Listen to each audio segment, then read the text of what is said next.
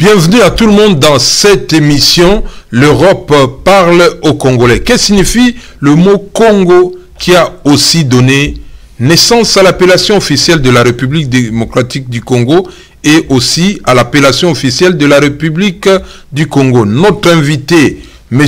Mawete Makiso Sila, est déjà sur ce plateau pour en parler. Le Sako Mawete. Bon, Koko Zalanayo. Yasolo, Ingeta. Ingeta. Le Sako Tikaye Sala, c'est le peuple congolais dans ses droits de peuple à disposer d'eux-mêmes. Il est important aussi que les Congolais sachent qu'est-ce que signifie le mot Congo. Vous vous rappelez, on a fait le volet radio de cette émission pendant des années. On a reçu aussi des personnalités politiques de la République du Congo, pour ne pas dire Congo-Brazzaville. On a reçu aussi certains chercheurs de la République démocratique du Congo, mais personne n'a pu donner une réponse correcte à ce terme-là, Congo. Ouais. En effet, je crois que si je compte bien, on a reçu 17 personnalités. Et il y avait 2 d'Angola et qui n'ont pas pu répondre. En Kikongo, on dit Nazaya Yovula Zeye Batamvotu. Ça veut dire que lorsque vous savez poser de bonnes questions, vous aurez toujours de bonnes réponses. C'est-à-dire une bonne question est une bonne réponse. Bon, mais moi je vous pose la bonne question. Qu'est-ce que signifie le terme Congo? Alors, je voudrais faire remarquer que lorsque on donne un nom, on crée une réalité. Et c'est ce qui se fait dans tout ce que nous disons, nos langues, nos nationalités, tout cela viennent des noms. Et lorsque on a nommé, par exemple, pour l'homme, nous appelons l'homme Ntu, parce que nous pensons que l'homme, il pense, mais c'est un être pensant. Nos ancêtres ont utilisé le terme Ntu pour dire que l'homme est un être pensant.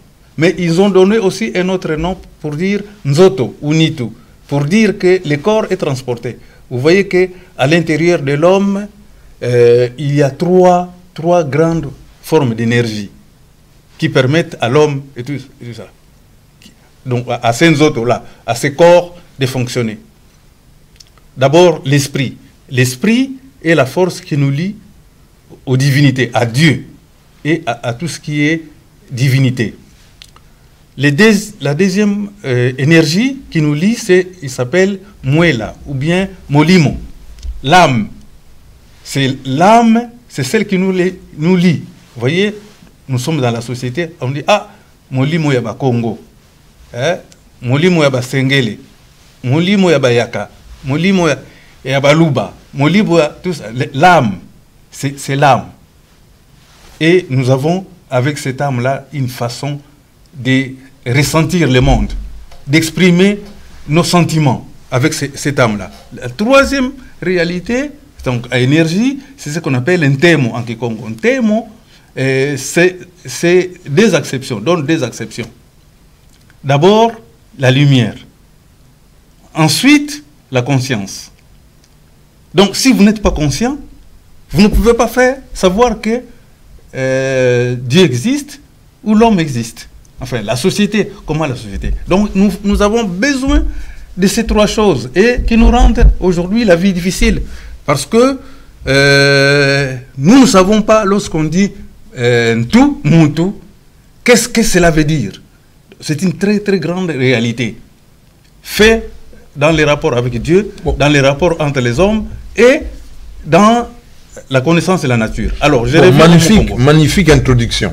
Bon, maintenant, les ancêtres ont toujours donné les noms en étant en harmonie avec la nature. Et ils ont toujours vécu en harmonie avec la nature. Donc, nos ancêtres ont fait ce qu'on appelle la science. Ils sont des grands scientifiques.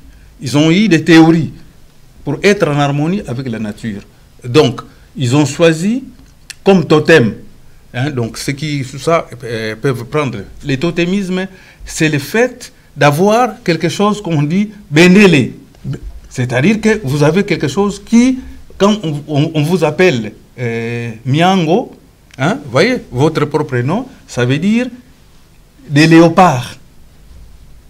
Qui concerne les léopards, c'est ce que ça veut dire Miango. Miango, qui concerne les affaires qui appartiennent au léopard. Léopard, pas le léopard animal. Non. Léopard comme icône tout à fait. De Dieu.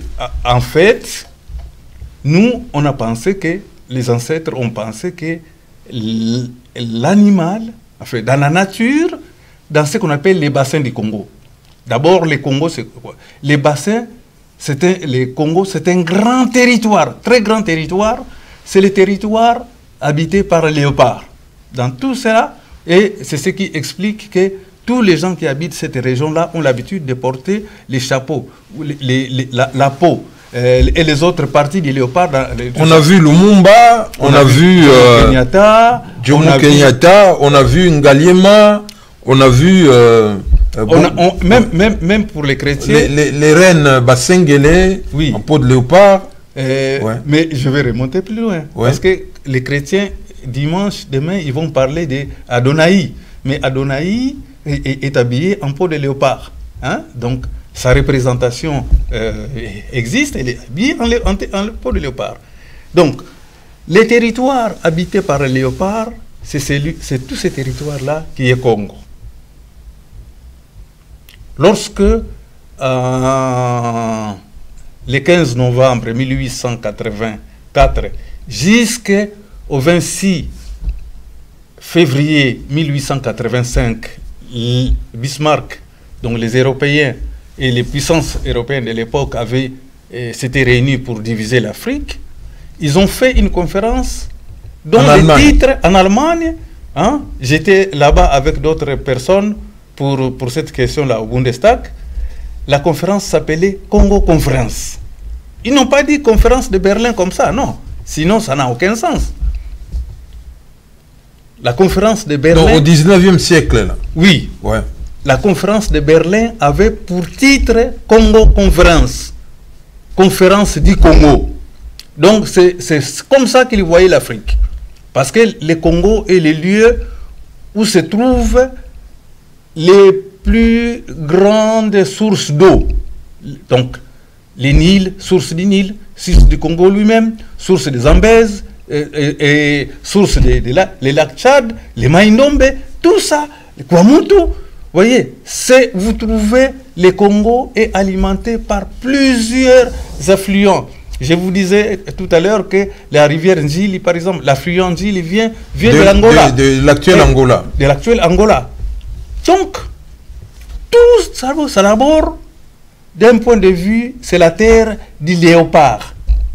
C'est la terre du léopard, ici, vous entendez, Ngo en Kikongo.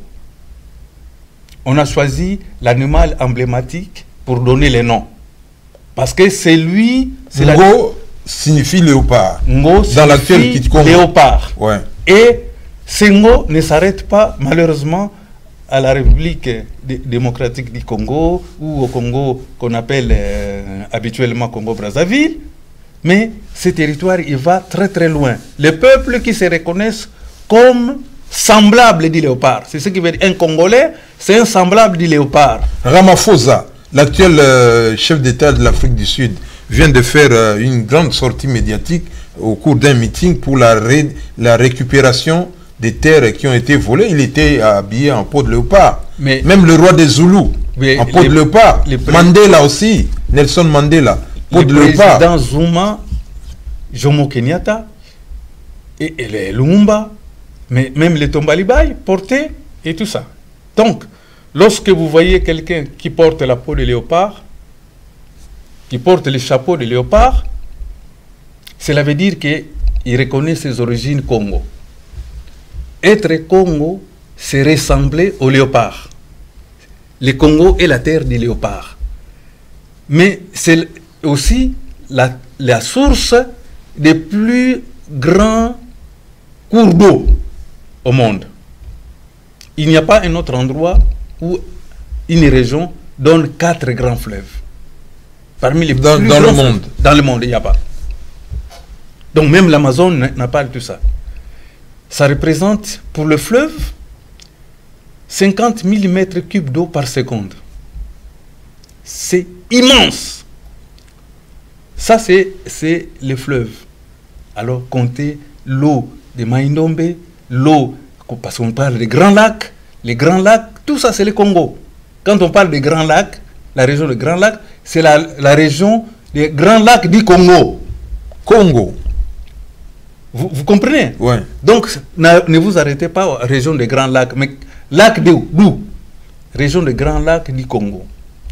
Donc, dans toute cette région, et puis les gens doivent comprendre que c'est une responsabilité d'être congolais. Enfin, congolais, c'est en français. Quand vous dites Congo, ou bien Mukongo, hein, et tout ça, ça veut dire, Mukongo, ça veut dire les Congolais, en français, hein, ou enfin en langue européenne. Mais le terme Congo veut dire, est une contraction de deux mots. Les ko, c'est les semblables, les ngo, c'est les léopards. Le ko, K-O, K-O, c'est le semblable. Semblable, voilà. Ngo, N-G-O, c'est le léopard. Léopard. Mais pas le léopard animal. Bon, alors, maintenant, je vous explique. Dans l'essence du totémisme, c'est-à-dire que, par exemple, nous avons des gens qui s'appellent Mboma. Nous avons des gens qui s'appellent Ngombe. Hein? Prenez la liste des noms de chez nous. Les Ngoï. Les Ngoï, les Kanchama, les Ngandu. Vous voyez, les noms sont donnés par rapport au rôle que la personne va jouer sur Terre. Et sur Terre, nous jouons... Oui. Mais monsieur le chercheur, vous savez, en Afrique du Sud, je viens de lire un livre sur Winnie Mandela, oui. La personne, la femme oui. qui a influencé aussi Winnie Mandela, la femme de oui. Madiba, oui. Elle s'appelait Ngoï. C'est une Sud-Africaine. Bon, Sud-africaine dans l'actuel... si on considère les réalités actuelles. Oui, oui, oui. Mais je vais vous dire aussi que chaque fois qu'on est en train de parler de l'homme noir, on parle d'abord de la femme. On parle de l'homme noir par rapport à la femme noire. Parce que c'est la femme qui donne la vie, qui porte l'enfant dans son ventre, qui l'allaite, qui lui donne la langue. Ouais, oui, mais en français on dit langue maternelle, on ne dit pas langue paternelle. Mais la mère donne aussi à l'enfant sa lignée. C'est pour ça que la mère, le frère de la mère est appelé oncle, Nkazi. Donc, c'est maman masculin. Hein? Maman homme. C'est un peu maman papa. Maman Moubali, comme, ainsi, disait un ancien dans la ville de Koutou. Bon, donc, Ngo, c'est les ancêtres utilisaient l'image des choses qui sont dans la nature, ils se donnent comme emblème. Nous ressemblons aux léopards. Nous sommes des Congo. Donc des écologistes, des vrais écologistes avant l'heure. C'est l'écologie. Tout ce que nos ancêtres ont fait, c'est pour ça qu'aujourd'hui nous avons des difficultés pour régler nos problèmes. Parce que nous pensons en dehors de la nature. Or, nos ancêtres faisaient la science. C'est-à-dire, ils observaient comment fonctionne la nature et eux, ils ne se croyaient pas au-dessus des autres composants de la nature. Nos ancêtres considéraient qu'ils sont une des composantes de la nature, mais que eux, ils s'appellent un tout parce qu'ils sont responsables, ils sont gérants, ils sont intendants des biens de Dieu. Parce que nous croyons que le monde n'est pas spontané, nous sommes venus sur terre parce qu'il y a une force qui a insufflé. Donc vous disiez que le mot Congo, à l'origine, était composé par deux mots séparés. Non, non. Les mots n'est pas séparé lorsque vous dites, par exemple, si je veux dire, Njonan Congo, celui-là, celui qui vise bien, oui. Celui qui est adroit, on l'appelle un Congo. Oui. Vous voyez? Parce que tout ça, l'observation des léopards dans la nature, les grands mammifères, ça c'est les lions, les léopards. Et chaque fois, lorsqu'on va parler des léopards, on parle aussi des lions. Par exemple, on va dire, en ce qui concerne par exemple, la gestion du pouvoir, on dit Kosingolule Ndombuta. C'est-à-dire, entre les lions et les léopards, c'est le pouvoir qui est le plus grand. Et donc, cet intellectuel européen qui a écrit le lion et le roi des animaux, comment on peut comprendre ça? C'est lui-là. C'est un peu de... Non. C'est lui, c'est un bêtisier. De toute façon, il n'est pas dans son milieu naturel. Il ne peut pas comprendre la hiérarchie des pouvoirs entre les animaux tels que nos anciens l'ont organisé. Je vais prendre un autre exemple en dehors des lions et des léopards. Les anciens ont considéré que tout ce qui est grand contient un préfixe qui est avec Nza. On va avoir Nzamba qui donne l'éléphant. On va avoir Nzambi qui est le maître de l'harmonie. C'est lui qui a l'harmonie du monde. Dans la nature, on dit Nzakomba. Vous voyez, on dit, en Kikongo, par exemple, on dit encore Nzaou pour dire aussi l'éléphant. Mais chaque fois que vous retrouvez le terme Nza, ça veut dire grand. Et dans les règnes animaux, les plus grands, c'est l'éléphant. Donc on l'appelle Nzamba, Nzaou. Vous voyez? Mais monsieur le chercheur, oui? Pourquoi dans nos cours à l'école, école maternelle, école primaire, université, personne, il n'y a pas eu de cours pour expliquer le sens, le terme Congo. Il n'y a jamais eu de cours. Bon, alors, on passe à côté parce qu'il faut comprendre que lorsque les Européens sont arrivés, ils se trouvent devant nos ancêtres des gens extrêmement intelligents, extrêmement ingénieux et extrêmement adaptés à leur nature. Et c'est des gens, par exemple, les systèmes économiques, quand vous naissez dans votre village, vous naissez propriétaire terrien. C'est des gens ils n'avaient pas besoin d'égoïsme, de ceci, cela. Bon. D'égoïsme, c'est-à-dire de la réussite personnelle. Vous naissez, vous trouvez tout ce que les ancêtres avaient vécu, avaient connu, et tout ça. Vous bénéficiez de tous ces patrimoines-là. Donc il n'y a pas d'égoïsme. Excusez-moi. L'Européen va se confronter à un problème. Après Congo Conference, c'est-à-dire la conférence du Congo, lorsqu'ils se sont partagés la terre, ils se sont dit, mais comment se fait-il que tous ces gens-là appellent Dieu, ils s'appellent eux-mêmes Ntu. Partout, même si la prononciation peut changer, mais tous, lorsqu'on vous demande comment vous représentez l'homme, il dit la tête. D'accord?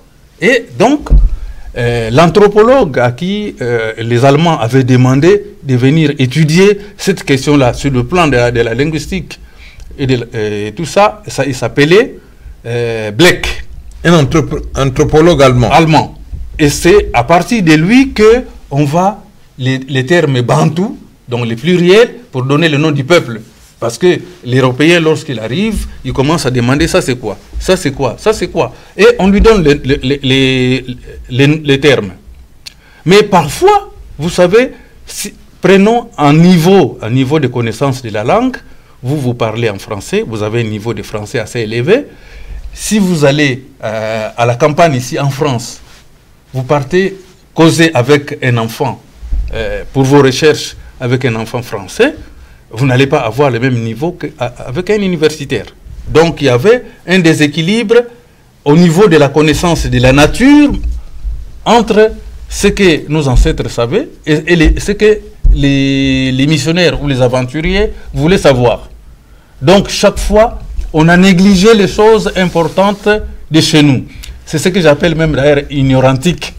Hein, mais c'est pour aliéner, pour pouvoir dominer. C'est pour aliéner. Lorsque vous voulez dominer, vous enlevez tout ce qui est important au peuple que vous dominez.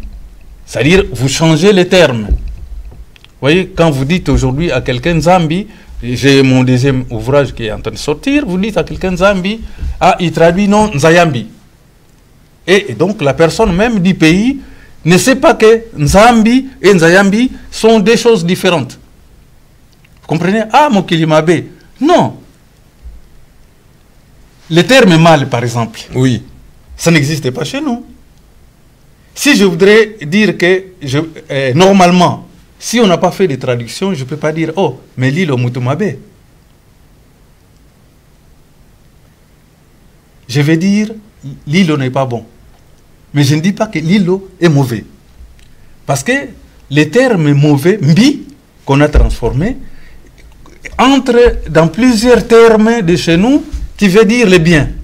Mbisi, Simbi, Mbinza, Mbinzo, Mbila. Vous voyez? Donc ça ne peut pas être mauvais. Mais si on veut vous détacher des richesses, on vous dit mbi, mais c'est mauvais. Donc chaque fois que le son mbi sort de chez nous, dans la tête, on dit non, c'est mauvais. Mais quand j'ai commencé à faire le travail, retrouver tous ces mots-là, j'ai dit non, ça ne va pas. Même les pieds, sous les pieds, non, on dit tambi. Donc la terre, qu'est-ce que ça allait donner? Tambi, ça donnerait mauvaise terre. Puisque Nzambi, c'est mauvais monde. Alors, les tambi, notre pied, donc débarrassons de nos pieds. Vous comprenez? Donc, depuis ce qu'on pourrait appeler les indépendances africaines, mais pourquoi il n'y a pas eu des études spécifiques sur le terme Congo? Bon. Pour mettre à la disposition, par exemple, ici nous sommes dans la diaspora, à la disposition de tout le monde. Bon, je vais vous dire que le plus grand travail qui a été fait, c'est de nous éloigner de notre culture. Vous avez vu les chocs lorsqu'en 1971, on a mis au Congo la politique de l'authenticité. Ça a été un très grand choc. J'ai dans mon bureau la photo de Mabika Kalanda, parce que je l'appréciais beaucoup. Mabika Kalanda avait écrit en 1965 un ouvrage qui est sorti en Belgique dont le titre « La remise en question ».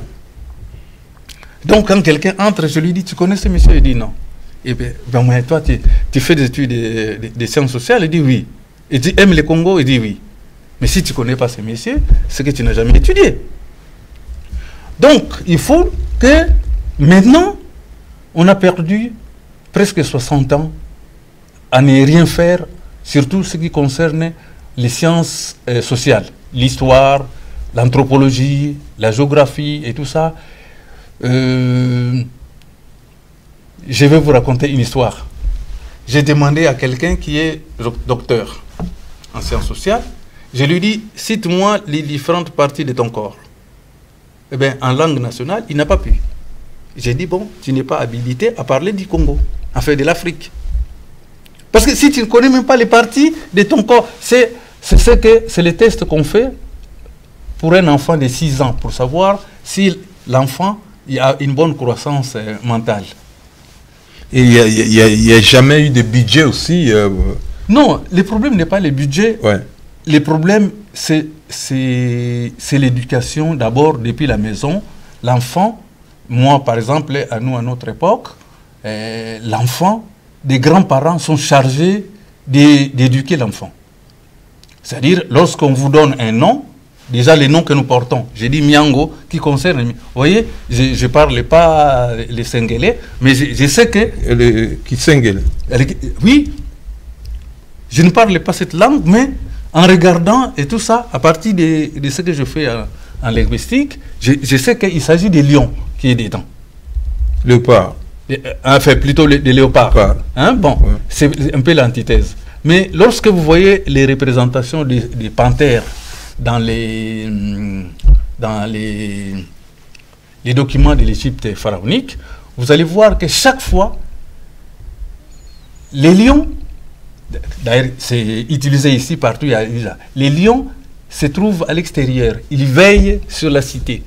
Les léopards, il est toujours à côté de celui qui est au pouvoir.